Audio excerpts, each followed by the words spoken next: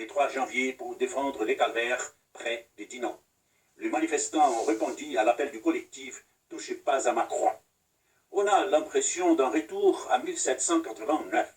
Maintenant que les croix sont là, on veut qu'elles y restent, a déclaré l'un des manifestants à la presse locale.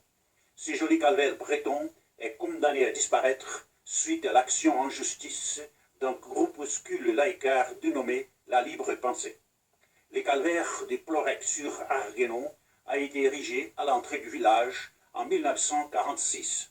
Durant 74 ans, personne ne s'est offusqué de sa présence. Et pour cause, les calvaires sont un élément constitutif du patrimoine breton. Mais certains veulent faire table rase de notre passé chrétien. C'est le cas des fanatiques de la laïcité qui détestent tout ce qui rappelle nos racines chrétiennes. L'association La Libre Pensée a saisi la justice pour violation de la loi de 1905. Malheureusement, le tribunal administratif a donné raison à ces individus qui ne représentent qu'eux-mêmes. Pendant ce temps, l'islam avance à grands pas et ces laïcards en sont les alliés objectifs. Sous prétexte que les calvaires s'y trouvent sur un terrain appartenant à la commune et que son édification est postérieure à 1905, le tribunal administratif de Rennes a ordonné qu'il soit déconstruit avant le 5 février 2021. L'organisateur du rassemblement du 3 janvier, David Kaba, est lucide quant à la gravité de la situation.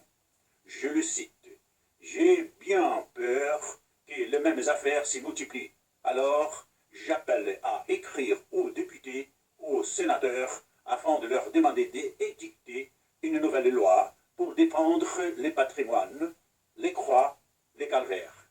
C'est notre histoire. Il faut protéger ce que l'on a fait. » Fin des citations. Si vous aussi, vous êtes d'accord avec le combat mené par ces courageux Bretons, si cette situation vous déplaît et si vous avez envie de réagir, alors vous pouvez faire quelque chose de très simple qui vous prendra 30 secondes et ne vous coûtera rien du tout. Diffusez, s'il vous plaît, cette vidéo sur les réseaux sociaux. Et si vous n'êtes pas encore abonné à la chaîne, inscrivez-vous dès maintenant en faisant sonner la petite cloche sous la vidéo. Dans le Nord, la résistance des défenseurs de notre patrimoine s'organise contre la destruction programmée de la chapelle Saint-Joseph de Lille. La chapelle de style néo-byzantin, bâtie en 1887, est située dans la cour du collège Saint-Paul. Sa destruction est réclamée depuis fin 2019 par le groupe INCREA qui réunit les 3 écoles d'ingénieurs dépendantes de l'Université catholique de Lille.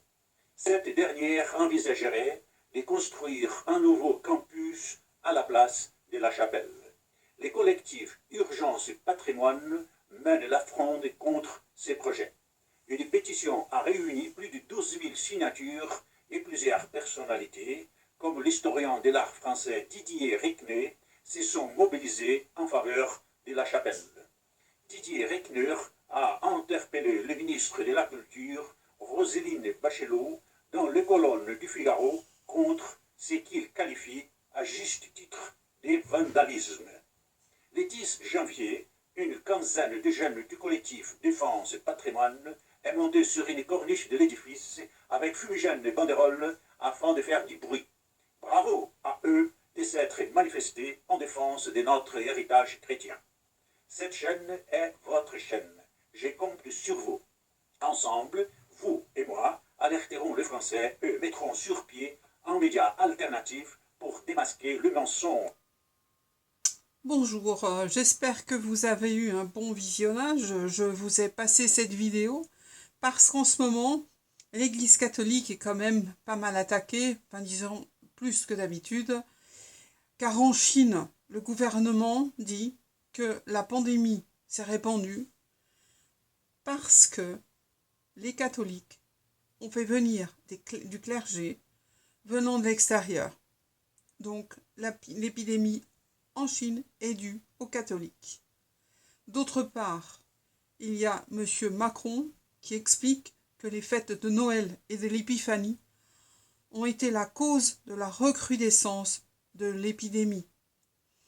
Il y a aussi M. Biden qui a dit que tous les Américains, doivent avoir la même pensée, c'est-à-dire celle des démocrates, et ils vont attaquer tout ce qui est terrorisme domestique, c'est-à-dire toute pensée qui s'oppose à la démocratie et aux démocrates, c'est-à-dire toutes les pensées catholiques. Parce que dès que vous n'êtes pas d'accord avec tout ce qu'ils sont en train de faire aujourd'hui, ce qui est littéralement contre la foi catholique, je crois que vous savez de quoi je parle, eh bien, ils nomment directement les catholiques, ils sont menacés, et ils sont menacés d'être mis en prison parce que terroristes domestiques.